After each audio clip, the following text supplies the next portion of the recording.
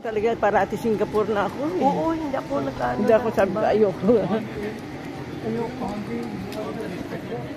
Kahit pa paano, kabisado ko na dito. Oo. Ang ganda ng garden. Pabiyabiyahin na lang. Hindi na kagaya dati na trabahong marino. Oo, ako nagsusustento pa. Sustento saan na? Sustento sa... May anak pa ako kayo dito sa Pilipinas.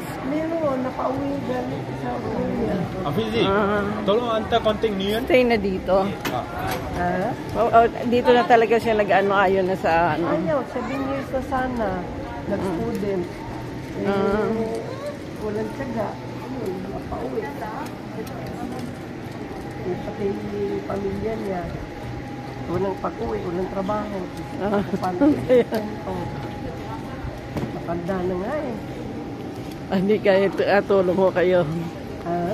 Katulong ko kayo sa ano, sa sustento. Hindi sa pagsustento. Oo.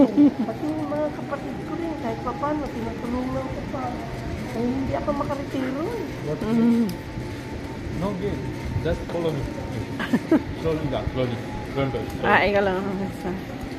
Sky train to 3. Yeah, we want to take sky train now. Train. So,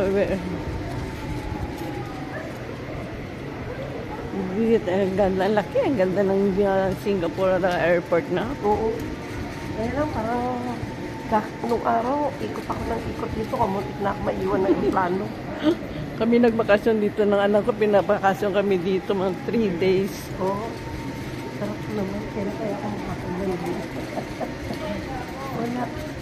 Lumalak. Dati kasi nakabase siya sa Malaysia. Tapos ngayon Singapore. Doon kami nagbakasyon sa Malaysia. Nung nag-asawa ang mga anak ko eh.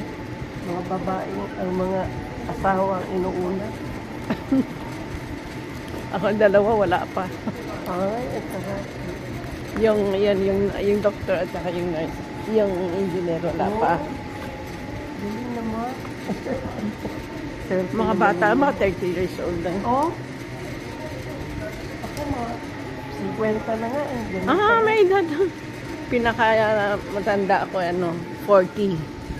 Ang panganay ko, 56. Malaki na. 40 something na eh, 43. Ako pa rin. Hindi, yung bunso ko naman sa bangko nagtatrabaho. Hindi lang, pero Bangko din yung panganay ko. hindi rin ako makaano. Sarili ko rin tayo. Welcome to Singapore. Kaganda. Ganda nga, oh.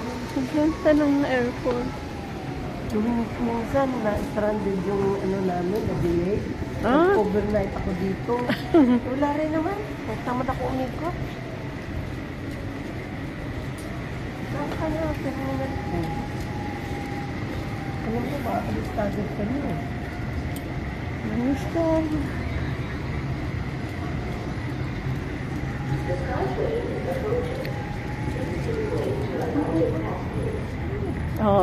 Okay, come.